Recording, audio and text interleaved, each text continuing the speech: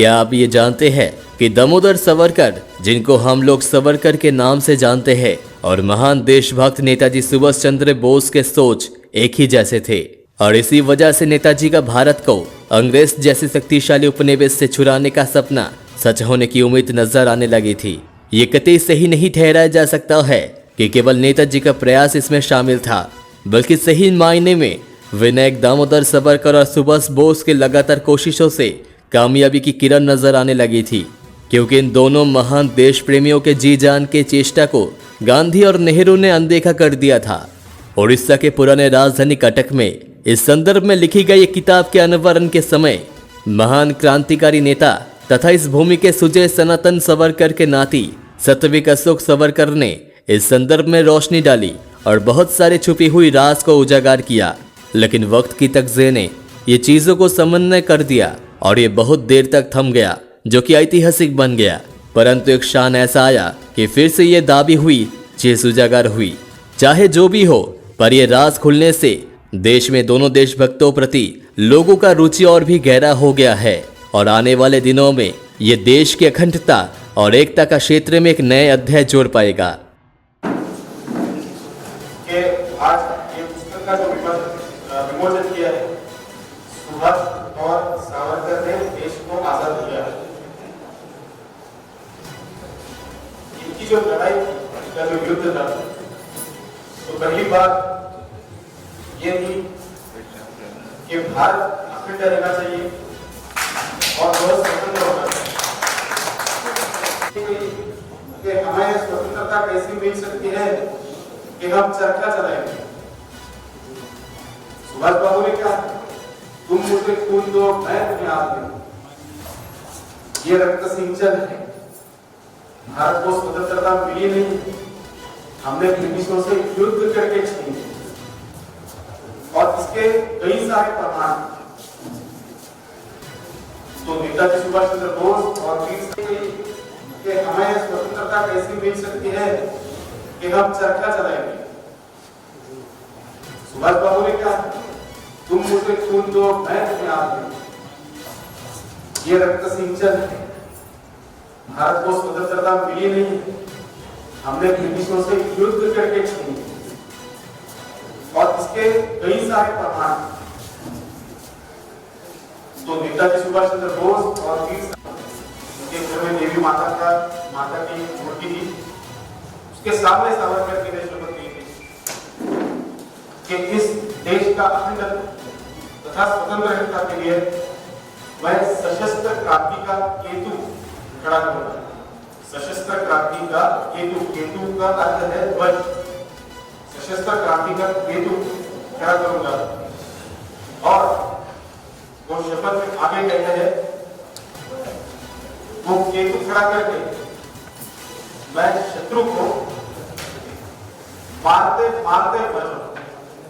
अपना जीवन समर्पित किया, जिन्होंने बलिदान किया, जो हुतात्मा हुए, जो विजयी वीर थे, सबका अभिवादन।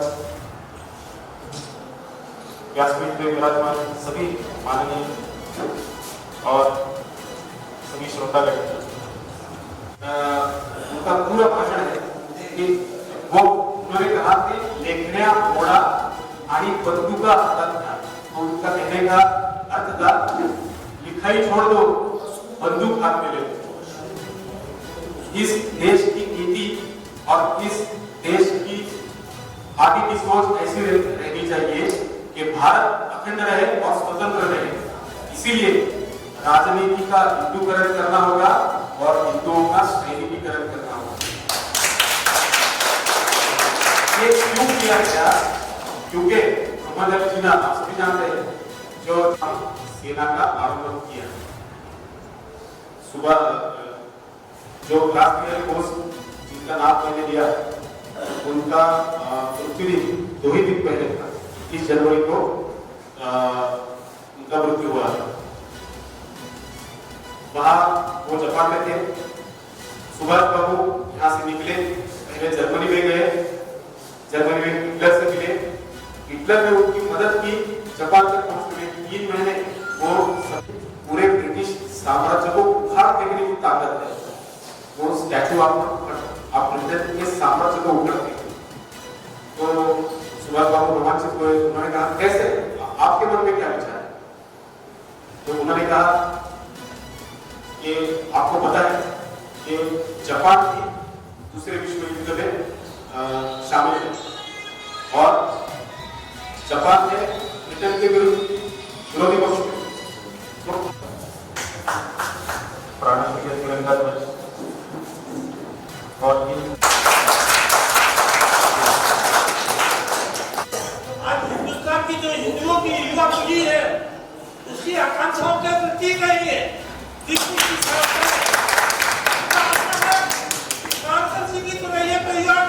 हिंदुस्तान में फिर से हिंदू राष्ट्र स्थापित करके छोड़ेगा। और मैं काम करने गया और मैं 2-3 कार्यक्रम भी किए, समझे भी मेरी उसमें कुछ त्रुटियां भी नहीं। इन्होंने इसमें भी मेरे द्वारा देखिए मेरी तबीयत ठीक नहीं रहती है। मेरा 25 साल का डिस्पर्स है, ये पानी नहीं चला जाएगा, निकाल नहीं निकलेगी। तो इसलिए मैं चाहता हूँ कि कार्यक्रम निकाल भी निकले, ये कार्यक्रम भी हो। उन्होंने भी पूरा साथ दिया और मैंने करने का पूरा हाथ रख दिया कि 2000 आपको आगे बढ़ो, मैं भी बढ़ा सकता हूँ। इसमें भाई नहीं कर सकता। आपने मेरे को बड़ा भाई कहा, इतना सम्मान दिया, मैं इसका बहुत कृतज्ञ हूँ आपको।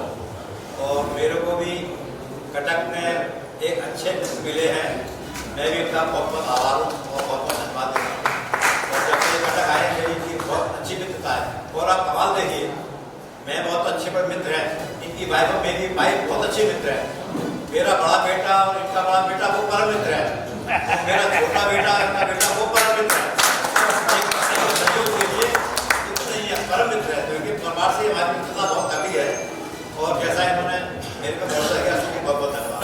अब जैसा कि हम लोग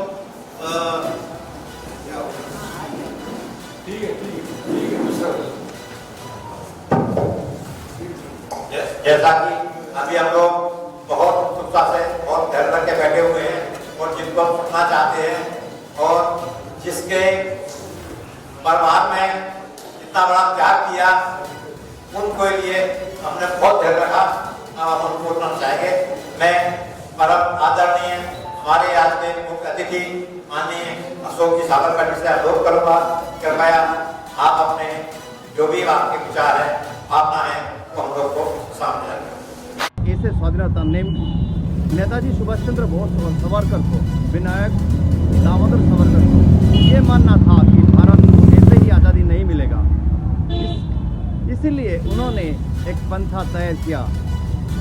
सुभाष को हिदायत दी गई कि वो बाहर जाके जापान सरकार के साथ हाथ मिला ले और वहीं पे INA का शुरुआत भी हुआ था। नाम क्या है और डेजिग्नेशन? मैं धर्मचंद्र पोद्दार वीर सावरकर फाउंडेशन का राष्ट्रीय कार्यकारी अध्यक्ष। सावरकर जी कैसे थे? आपको क्या लोग जानना चाहते हैं सावरकर के बारे में? क्योंकि जैसे कि हमने वो क्वेश्चन भी किया था, आपने जो जिक्र कर रहे हैं कि सावरकर को इतना अहमियत क्यों नहीं दिया गया? इसलिए नहीं दिया गया क्योंकि सावरकर को अहमियत देने का मतलब होता कि सावरकर और सावरकर के अनुयायियों के द्वारा इस देश पर सही प्रकार से, सही तरीके से, सही सांस्कृतिक रूप से, धार्मिक रूप से शासन होता। ये अंग्रेज़ों की चाल थी कि हिंदू और मुसलमानों को लड़ाया, और गांधी की और नेहरू की चाल थी कि मुसलमानों को ही सत्ता मिली रहे। और इसीलिए नेहरू को, जबकि सरदार पटेल के पक्ष में 14 मत थे, केवल 1 मत था नेहरू के पक्ष में, तो नेहरू को प्रधानमंत्री नहीं बनाया जाना था। और नेहरू की अय्याशियों के चलते माउंटबेटन, लेडी माउंटबेटन, उसके चक्कर में ये हिंदुस्तान की सल्तनत, इसकी बागडोर नेहरू के जैसे लुच्चे व्यक्ति को दी गई। मैं एलानिया कहता हूँ, अगर किसी में हिम्मत हो तो मुझ पर मुकदमा कायम करे। आप इतिहास से सीखेंगे, उसको दोहराएंगे नहीं। आज के डेट में 80 साल के बाद पोस्टमार्टम नहीं होता है। उन्होंने क्या किया, क्यों किया, ये करते तो अच्छा होता, वो करते तो अच्छा होता। That was then. उस टाइम जो हालात थे उसको देख के उनको जो ठीक लगा उन्होंने किया। कुछ अच्छा हुआ, कुछ बुरा हुआ, कुछ में सक्सेसफुल हुए, कुछ में नहीं हुए। बहुत लोग तो बोलेंगे क्विट इंडिया मूवमेंट भी गांधी जी की फेल हो गई थी, ठीक है। तो ये देखिए, ये इतिहास इज गॉन। आप उससे सबक लीजिए कि हम उससे सीखें और उसे ना दोहराएं, ना कि उसकी आलोचना करें, किसी की निंदा करें, किसी को कुछ बोलें। और मुझे लगता है, जैसे आपने मेरा जो सवाल था, सावरकर हो, गांधी हो, नेहरू हो, हमारे खुद बोस हो, हमारे बिजू बाबू भी हो, इन लोग को ये भारत रत्न से ऊपर है, मैं कहूँ आज के डेट में। और भारत रत्न किस किस को मिला है? और कौन सा दिग है जो कि अभी तक छुआ नहीं गया है? बहुत जगह। देखिए, सावरकर जी के बारे में स्पेसिफिक मैंने जो स्टडी की है, मैं उनके फैमिली से बहुत क्लोज हूँ, मैं वहां भी जाकर रहा हूँ, उनके घर भी रहा हूँ। मुझे लगता है एक ही बहुत बड़ा कारण है, वो कारण है कि देखिए, जैसे गांधी जी, उनके सेइंग, उनकी फीलिंग, फिलॉसफी, पॉलिसी बड़ी पॉपुलर हुई है, क्योंकि उन्होंने जो लिखा, उनपे जो लिखा गया, वो सब भाषाओं में ट्रांसलेट हुई। भारत के हर भाषा में गांधी जी की ऑटोबायोग्राफी है, वो ट्रांसलेट हुई है। भारत विदेश की कितनी हुई है। सावरकर जी की 90% राइटिंग मराठी में थी, जो ट्रांसलेट नहीं हुई है, वो वहीं पर सीमित रह गई है। हमने भारत सरकार को कुछ साल पहले भी बोला था, आपको उड़िया, सावरकर जी की कोई भी अनुवाद उड़िया में मिलेगा, नहीं मिलेगा। तो आज की डेट में वो जो भी सावरकर, अच्छा भला वो जो पाठक है उस पर छोड़ दीजिए, पर लेट इट बी अवेलेबल। उन्होंने बहुत किताबें लिखी, बहुत ग्रंथ लिखे, मोटी किताबें लिखी, छोटी किताबें लिखी, आर्टिकल लिखे, उनका सही अनुवाद भारत के सब भाषाओं में हो, ताकि लोग अवगत हो।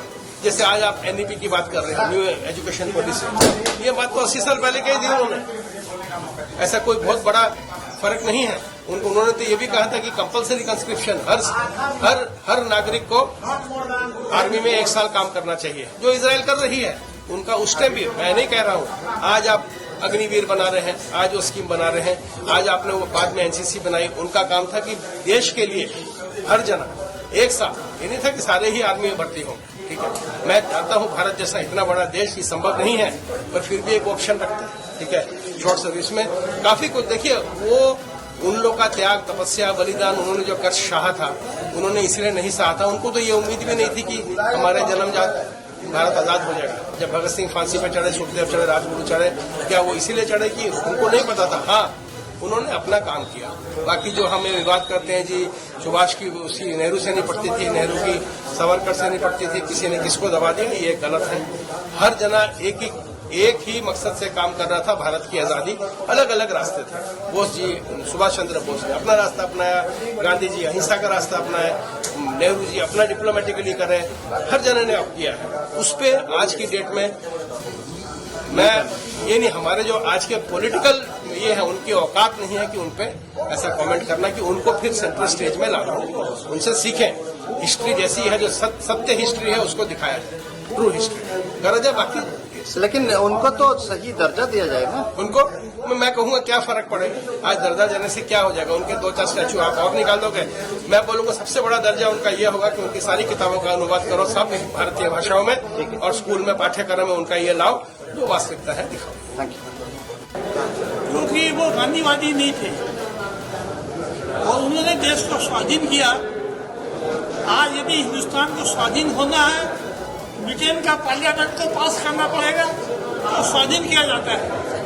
ब्रिटेन का पार्लियामेंट में एक्ट आया, इंडिया इंडिपेंडेंस एक्ट।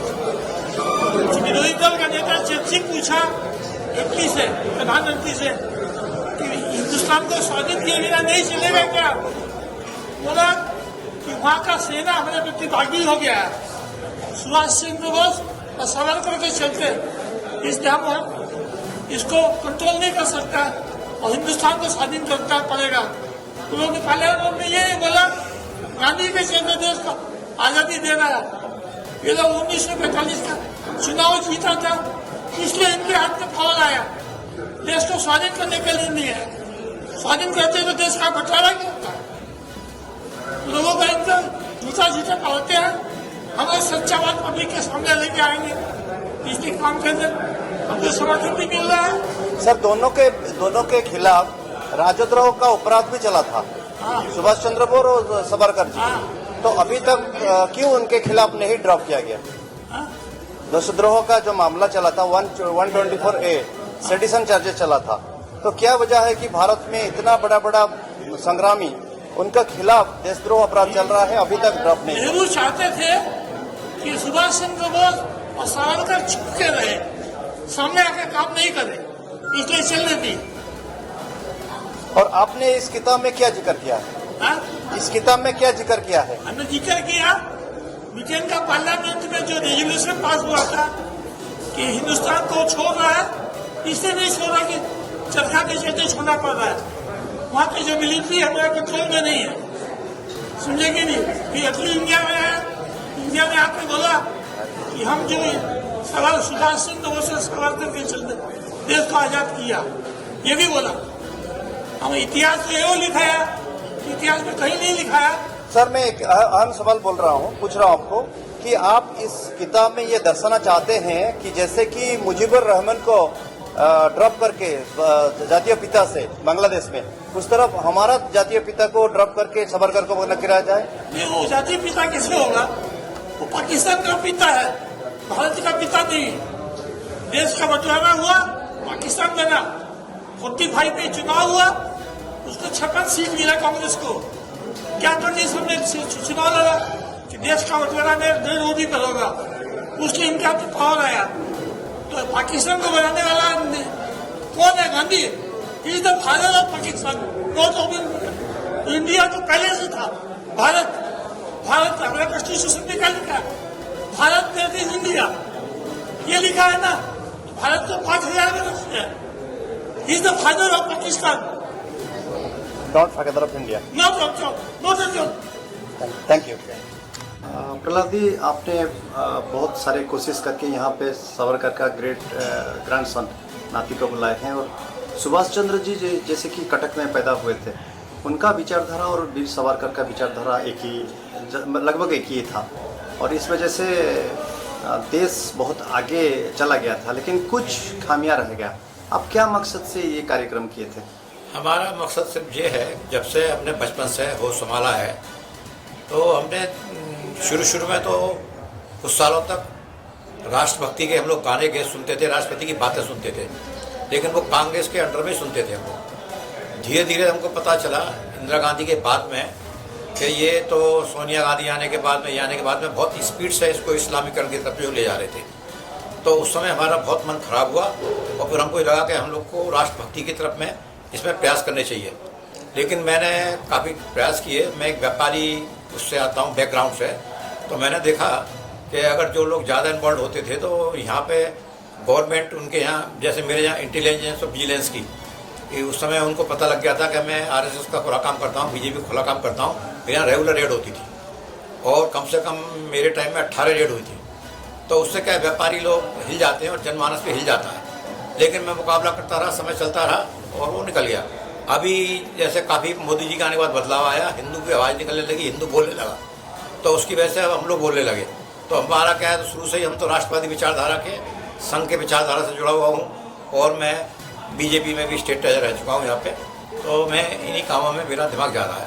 अब भी हमको मौका मिल रहा है, इसको खुल के करेंगे। अब जैसे आज देखा होगा, आपने भी शायद मौजूद थे, कि कितना लोगों में उत्साह, कितना जोश। हमारे समाज में भी देख लीजिए, मारवाड़ी समाज के अंदर में, हिंदीवाद समाज के अंदर में, या उड़िया समाज में भी नाच गाना बजाना कूदना इतना ज़्यादा हो गया है, सबको ये नहीं पता कि हमारी दशा क्या है, और उनकी तैयारी अलग तरह की चल रही है। तो हमको इधर में ये प्रोग्राम करते रह गए, तो कहीं ना मोटिवेशन लोगों का होता है। लोग बहुत खुश थे, तो बोले ऐसे प्रोग्राम आप रेगुलर करो। थैंक यू जी। बहुत अच्छा लगा आपसे मिलके, क्योंकि बहुत बार ये होता है कि जो अपना दिल में समाये होते हैं वो बहुत दिन के बाद मिलते हैं। आपको जैसे मुझे भी खुशी लगा, और सुप्रिया बोस को भी मिलती है वैसे। अच्छा, वीर सावरकर को हम जानते हैं कि मैं भी थोड़ा उनको पढ़ा, India wins freedom, first war of independence में जो वीर सावरकर उनका जो रोल था। तो कौन सा ये है जो पहलू है जो कि अनटच्ड है इंडिया में, अभी तक लोग नहीं जानते हैं, आप लोग नहीं जानते हैं? सावरकर जी की क्रांति तो सबको पता है, लेकिन उनकी सामाजिक क्रांति अभी भी उतनी जितनी चाहिए वो फोकस में नहीं आई है। सामाजिक क्रांति का अर्थ है जाति भेद का निर्मूलन। तो सावरकर जी जब रत्नागिरी में थे, उनके वास्तव्य में उन्होंने हिंदुओं का एकीकरण किया। तो उन्होंने बहुत लिखाई की है, और प्रत्यक्ष रूप से सामाजिक कार्य भी किया है। जो सभी हिंदू है वो सभी एक दूसरे के भाई है, उनमें समान रक्त है, उनकी समान संस्कृति है, उनका समान इतिहास है। तो आज की दिनांक से उन्हें अलग मत समझिए, वो पूर्व अस्पृश्य थे, मतलब पूर्व में वो अस्पृश्य थे, आज से वो अस्पृश्य नहीं है, वो हिंदू समाज का एक अभिन्न अंग है। और ऐसे करके उन्होंने रत्नागिरी के अपने वास्तव में जो भी पिछड़ा वर्ग था, जो भी पूर्वास्पृश्य बंधु थे, उनके लिए सावरकर जी ने 400 से ज़्यादा मंदिर मुक्त किए दर्शन के लिए, पतित पावन मंदिर का निर्माण किया। इतना ही नहीं, अनेक व्यवसाय, उन्होंने एक उपहार गृह का आरंभ किया था जिसका नाम उन्होंने रखा था अखिल हिंदू उपहार गृह। तो उसमें व्यवस्था भी वैसे की गई थी कि मैनेजर एक कास्ट का रहेगा, जो शेफ कहते हैं वो एक दूसरे कास्ट का रहेगा, जो को भी, और उसके नीचे हाथ में काम करने वाले वो भी तीसरे कोई कास्ट के रहेंगे। तो to end the casteism he took humongous efforts. और ये जो पहलू है सावरकर जी का, हिंदू एकता थ्रू जाति भेद निर्मूलन का, वो आज के ज़माने में बहुत आवश्यक है और वो आगे आना चाहिए।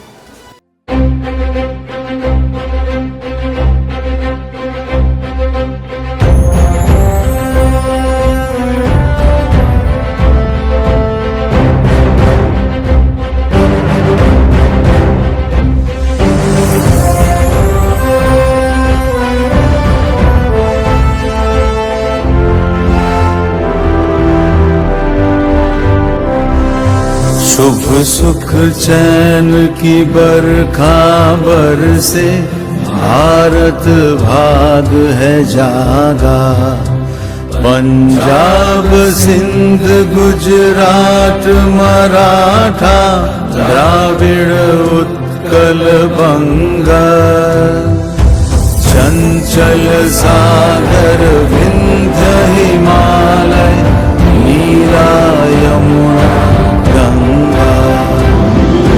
तेरे नित गुण गाए, तुझसे जीवन पाए। हर तन पाए आशा, सूरज बनकर जग पर चमके।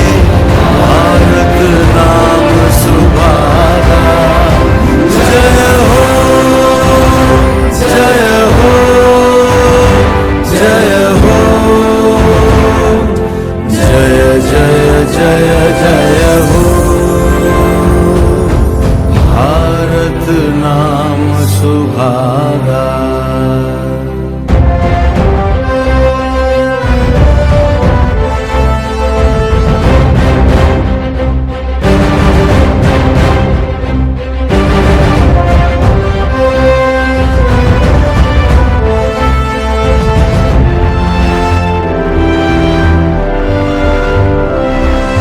सबके दिल में प्रीत बसाए, तेरी मीठी वाणी।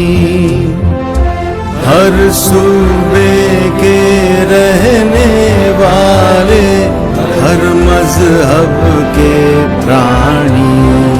सब भेद और फर्क मिटा के, सबको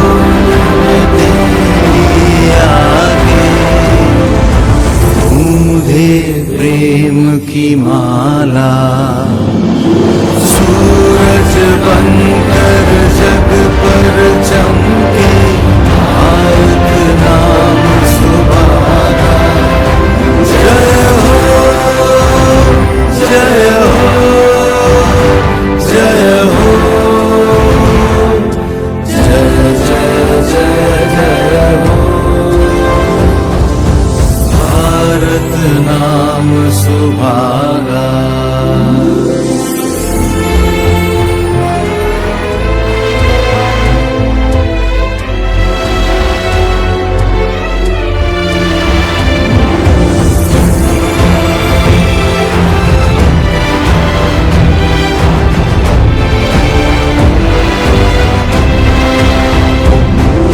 सुबह सवेरे पंख पखेरू, तेरे ही गुण गाए।